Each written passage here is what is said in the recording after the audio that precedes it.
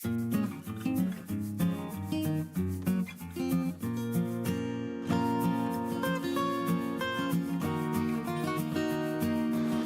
guys, I'm Ismail Sheikh. Today we are going to draw this part. As you can see, check the dimensions first. So first click on mechanical design, part design, then give the part name, click on OK, and then we have to select the plane, then click on sketcher. You'll get this interface. Now first we are going to draw the L section. So first we have to draw two rectangular parts for that. So let's create the centered rectangle first. So because we are going to start it from center, the length is 107, the width will be 64, the height is 22. So let's give 107 first. The length, height will be 22. Click on OK, and we have to draw another rectangle as well. So let's start it from one corner. So this is one corner rectangle. The height will be 75 for this rectangle. Let's give 75. Length will be 22. Let's click on constraint, select dimension 22, click on OK, and we have to erase the extra parts. Let's trim that. Click on trim, select object which you want to trim, and now we can exit the workbench to see if there are any counterparts.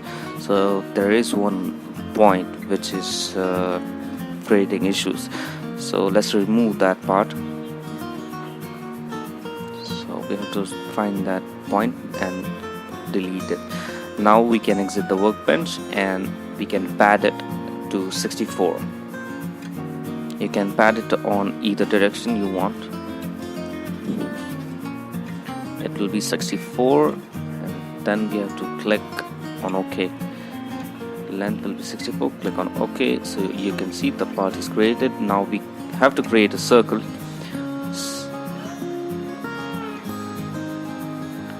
So first we have to select the plane,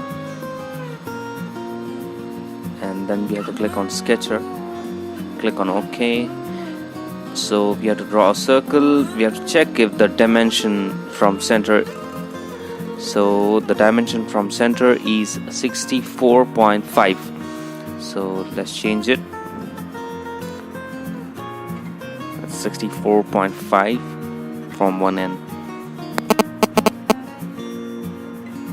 We have to check if this is in center, so it will be 32 from one end. Yeah, so now this object, circular object, is in center. Let's give the center object its diameter. It will be 36. Yep, the radius is 18, so the diameter will be 18 into 2, that is 36. Click on OK. Now we have to create another circle. In a circle will be, the diameter will be 18. It's not getting constrained, so let's check again. We have to make it concentric so that we can make sure that these two circular objects are in properly concentric to each other. So the inner diameter is 18. So yes, now we can see it's 18 now.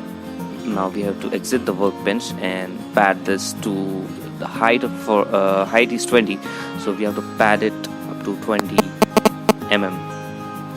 Click on exit workbench and pad it to 20 mm. So it's already there, so you can see circular object is created.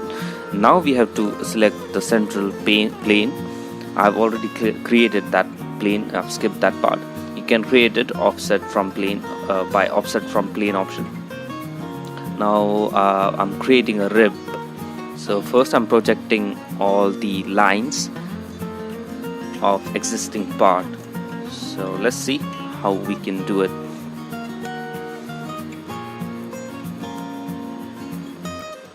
So I'm projecting upper part first, the height. You can see I projected it. Now we have to give the project another part. So I'm just creating a simple line, a horizontal line. Let's see if it works.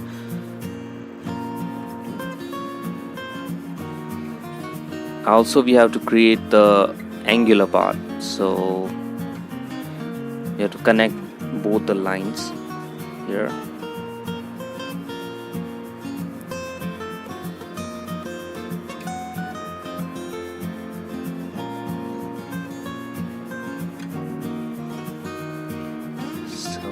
Let's check. So yes, I've skipped this part, and we just have to create one angular line, which is the green one, as you can see. Now we can exit the workbench and now click on stiffener. This creates a rib, and you can see a rib is created, which is properly aligned to the circular object. It's connecting the circular object properly. So now we have to create two holes here. So this is the top view. We have to give the diameter of 12 to the circle, and also we have to create check the distance from the center of circle to corner parts. So it's mentioned already, it's 12 mm. So let's give it 12 mm each. 12 mm length and 12 mm will be the height. So let's change the constraint to 12. Okay, now we have to mirror this part. Let's click plane, and you can see the part is mirrored. Now we can exit the workbench and click on pocket and click on up to last. Click on OK. You can see that these holes are created. Now we have to create another two holes on surface. So select that part, and we can create holes similarly which were created earlier. So the diameter will be 12, and the distance from one end will be 12 as well. So diameter is 12. Already the distance from horizontal plane is mentioned, that is 12. The height is 12 as well.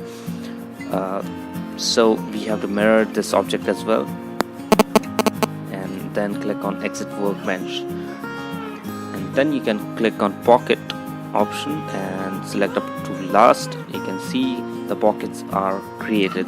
Now we just have to create the fillets.